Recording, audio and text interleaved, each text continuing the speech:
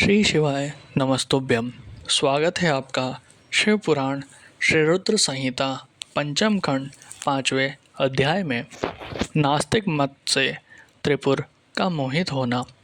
नारद जी ने पूछा, हे ब्रह्मदेव, उन तीनों महाबलशाली दैत्यराजों ने उन मायावी और पाखंडी हरि और उनके शिष्यों द्वारा शिक्षा ग्रहण होने पर वहाँ क्या हुआ? उन मायावी पुरुषों ने क्या किया? कृपया मुझे बताइए। नारद जी का प्रश्न सुनकर ब्रह्मा जी बोले, हे नारद, जब त्रिपुर के राजा ही उस महामय शास्त्र द्वारा दीक्षित हो गए तो वहाँ की चिंता क्यों नहीं होती? अरिहन ने कहा, मेरा ज्ञान वेदांत का सार है। यह अनादिकाल से चला आ रहा है। इसमें कर्ता कर्म नहीं है। आत्मा के देह अर्थात शरीर में से जितने भी बंधन हैं वे सब ईश्वर के ही हैं। ईश्वर के समान कोई भी न तो शक्तिशाली है और न ही सामर्थ्यवान। ब्रह्मा, विष्णु और महेश सब अरिहन ही कहे जाते हैं। समय आने पर ये तीनों ही लीन हो जाते हैं। आत्मा एक है। मृत्यु सभी के लिए सत्य है। मृत्यु शाश्वत है और सबके लिए निश्चित है। इसलिए हमें कभी भी हिंसा नहीं करनी चाहिए और सदा ही अहिंसा के मार्ग पर चलना चाहिए। अहिंसा ही परम धर्म है। कभी किसी को दुख पहुंचाना महापाप है। इसलिए हमें कभी भी कमज़ोर और निर्बलों को नहीं सताना चाहिए। दूसरों को क्षमा करना ही सबसे बड़ा गुण है। इसलिए सदा अहिंसा का मार्ग अपनाना चाहिए। हिंसा और लड़ाई झगड़े का मार्ग हमें नरक की ओर ले जाता है। इसलिए किसी को डराओ धमकाओ मत। सदैव विनम्रता का आचरण करो। भूखों को भोजन दो, रोगियों को औषधि और छात्रों को विद्या का दान करो। भक्ति के साथ उपासना करो। आडंबरों की कोई आवश्यकता नहीं होती। मन को शुद्ध रखो तथा 12 स्थानों की पूजा करो, जिनमें 5 कर्मेंद्रियाँ, 5 ज्ञानेंद्रियाँ तथा मन व बुद्धि सम्मिलित हैं। इसी धरा पर ही स्वर्ग और नरक दोनों स्थित हैं। अतः अनावश्यक रूप से उनकी कामना मन में लेकर अपनों को कष्ट देना पूर्णतः गलत है। शांति और सुखपूर्वक मरना ही मोक्ष की प्राप्ति है।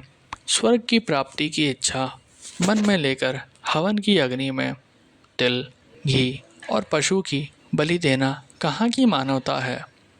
इस प्रकार उन असुर राजाओं को अपना जीवन दर्शन सुनाकर अरि उस पुर के निवासियों से बोले कि मनुष्य को सुखपूर्वक निवास करना चाहिए। आनंद ही ब्रह्म है और परम ब्रह्म की प्राप्ति सिर्फ एक कल्पना है।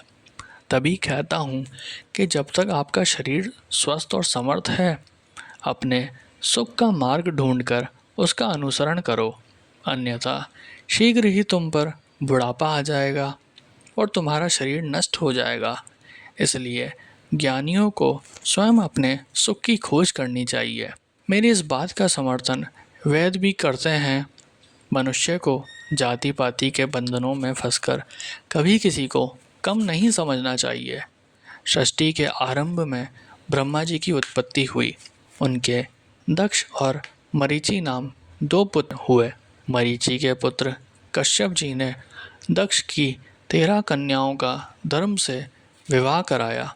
फिर प्रजापति के मुख, बाहु, उरु, जंगा और चरण से वर्ण उत्पन्न हुए, ऐसा कहा जाता है। परंतु ये सभी बातें गलत जान पड़ती है, क्योंकि एक ही शरीर से जन्म लेने वाले सभी पुत्र भिन्न भिन्न रूप वाले कैसे हो सकते हैं? इसलिए वर्ण भेद को अनुचित मानना चाहिए। ब्रह्मा जी बोले, इस प्रकार उन अरि नामक धर्मात्मा ने अपने भाषण द्वारा तारकाक्ष, कमलाक्ष और विदुन्माली नामक तीनों असुरों के निवासियों को वेद मार्ग से विमुख कर दिया।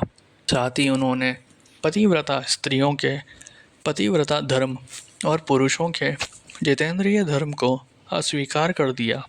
उन्होंने धर्म, यज्ञ, तीर्थ, श्रद्धा और धर्मशास्त्रों का भी खंडन किया। विशेष रूप से उन्होंने भगवान शिव की पूजा न करने के लिए सभी को प्रोत्साहित किया और सब देवताओं के पूजन और आराधना को व्यर्थ बताया। इस प्रकार उन अरही ने पुत्र के वासियों को अपने झूठे धर्म और पाखंड से मोहित कर दिया। इस प्रकार वहाँ अधर्म फैल गया। तत्पश्चात भगवान श्री हरि विष्णु की माया से देवी लक्ष्मी भी उन त्रिपुरों में अपना अनादर देख उस स्थान को त्याग कर चली गई।